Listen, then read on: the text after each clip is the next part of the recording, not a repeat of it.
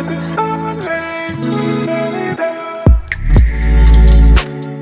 was always interested in how women relate and communicate. This whole ideal of not speaking when you're upset or you just whatever for whatever reason. And so I just kind of want to put the question out there: what is that? Have you ever stopped talking to somebody, and if so, what that mean for you? And then if somebody stopped talking to you, how did it make you feel, and what did it mean? I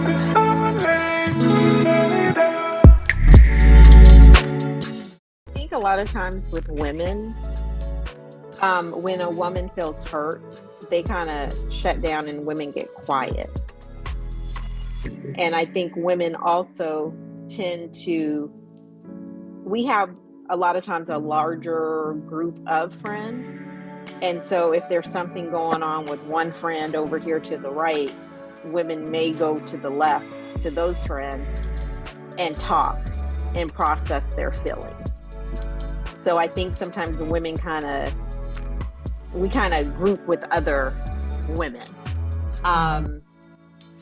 And I think we might shut down a little bit to process what's going on. And when we do start processing, sometimes it's not with the person that we're having the issue with. It's someone outside of it or somebody that's a part of that friend group.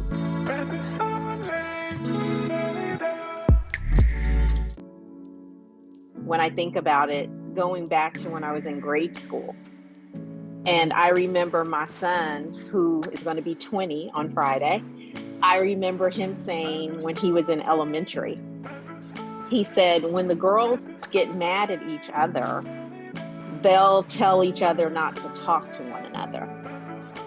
And he said, like, when we go on the playground, they'll be like, don't play with her.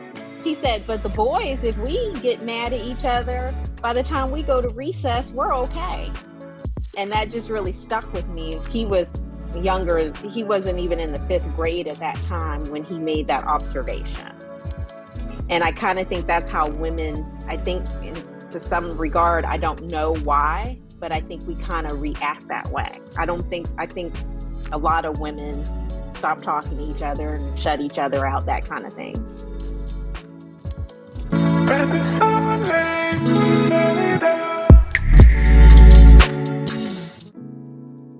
Well, sometimes we have to pull away just for our own sanity, just to remove ourselves from whatever. Sometimes there's a negative environment. And personally, in my situation, if I pull myself away, it's because I just wish not to deal with that kind of negativity.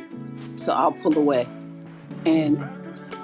But I think it's important to communicate with the person. I don't like somebody just muting me and I don't even know what I did. Exactly, that's what I'm talking about. That's what yeah. And then that worries me because I'm like, oh, did I do something? But I feel like if I have a problem with somebody, I verbalize what my problem is and just say I need my space. And sometimes we need a little space and sometimes it's forever because I think people in our lives are different seasons. But if it's something and it's not happy, I don't really want to be around it. And it's an adjustment because, I've had lost friends that I really cared about, and it's an adjustment, but life goes on. I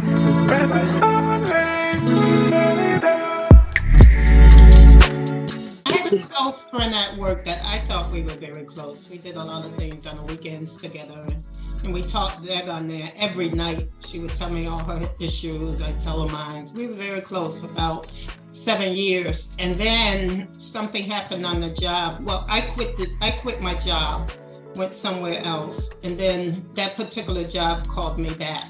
My friend got really mad at me about it, something on that job, and I had nothing to do with it. I didn't even know about it. Like, the job called me back, asked me would I come back, right? And so I said, yeah. Now, this was like in August of a month, and I never actually went back until October. But my friend, when I came back, no, before that, she called me and said, "Are you coming back to this job?" I said, "Well, I don't know. They asked me." And I said, "Yes, but I don't know." She's like, "Well, we got an email said you was coming back." I said, "Oh, thanks," because I didn't even know it had went through, right? After that, she would not talk to me anymore. And I'm like, what did I do to her?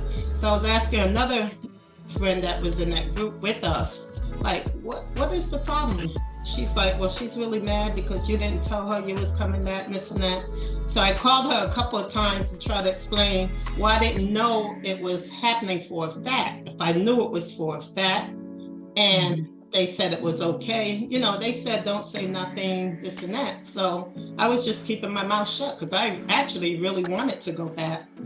And anyway, so she just stopped speaking to me. So I called her a couple of times to say, like, what's the issue? And she was like, "Well, you didn't even tell me you was coming back." "Yeah, but why are you mad about it? Like, you don't want me to come back? Like, why are you mad about it?" I just think if we're friends, you should have told me.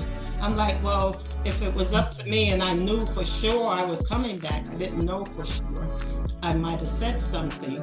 But to this day, she doesn't speak to me, and it was really painful. But I had to look at it like Marcy said, like she was in my life for a season. So we enjoyed ourselves for a season, and now that season's over. But it does hurt, and it takes some getting used to, like having that person disappear out your life. And especially when you know you didn't do anything, you know?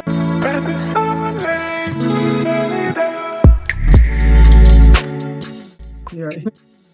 People need to communicate and see what the problem is. Right. Right.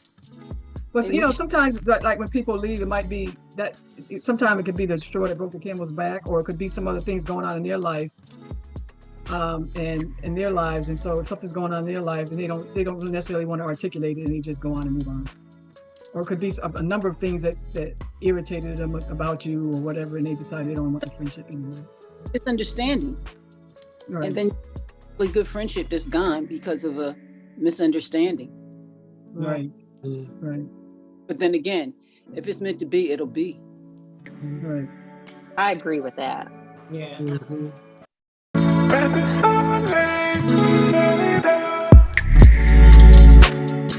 Darlene Ross, you have any I have a whole different aspect on the whole thing, so I'm probably a little bit different.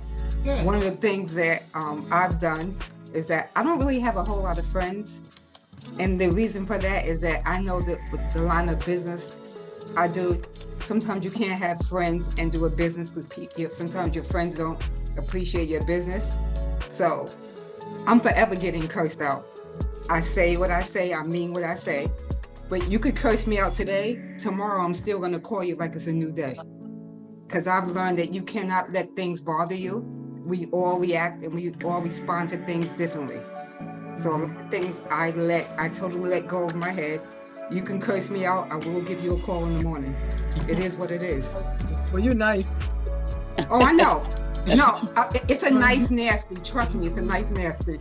I just feel like you shouldn't entertain negativity. If someone's got an issue, I feel like if they can't come to you, then you do need to leave it alone. But what about some people, like you can come to them and no matter what you say or how you approach it or how you try to come, they're hypersensitive and they take it so negatively. How do you deal with that? I think that's one of the reasons that some people kind of go inward and go silent and quiet, is because they don't feel like they can really express how they really feel to, you know, if they felt hurt or disappointed about something without it being taken offensively, and then now it just blows out of proportion.